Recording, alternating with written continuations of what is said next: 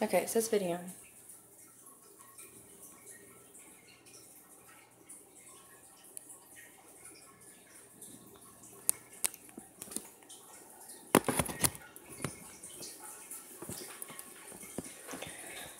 Okay.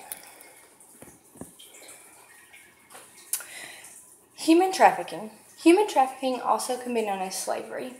Human traffickers are predators who feed off the innocent by trapping millions of people in horrendous situations around the world. Traffickers use deceptions, violence, and other maneuvers to force people to enter the world of commercial sex or to provide labor services.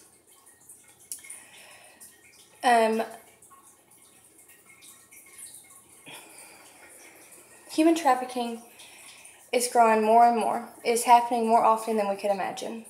Going to your neighborhood market, one wouldn't expect to encounter a vicious trafficker waiting to capture and persuade its next victim. There are numerous times where I have turned on the news or have gotten on social media and have read stories about a person near me having a personal experience with one of these vultures. From walking aisle to aisle, pushing your 2-year-old around while shopping, and noticing someone following you or staring at you or even trying to talk to you, traffickers are desperate. They do not mind coming in contact with you no matter how big the crowd is. The International Labor Organization estimates there are 20.9 million victims of human trafficking globally. 68% of them are trapped in forced labor. 26 of them are children. 55 are women and girls. The International Labor Organization also estimates that forced labor and human trafficking is a $150 billion industry worldwide. The National Human Trafficking Hotline is 1-888-373-7888. There's no adequate estimate of the total number of human trafficking victims, but there have been more than 31,600 human trafficking reports called into the hotline. Whether it is labor trafficking or sex trafficking, it is one person manipulating the other. Promises of high-paying jobs, paid education, travel opportunities, and sometimes it's just getting a new relationship. After a few days, the job or relationship is not what they were promised.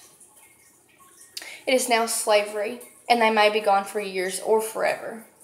Spotting a human trafficking victim, you have to know what to look for. Signs of depression or anxiety, bruises and cuts with no valid explanation, never is alone, and always a dominant partner answering the questions for them.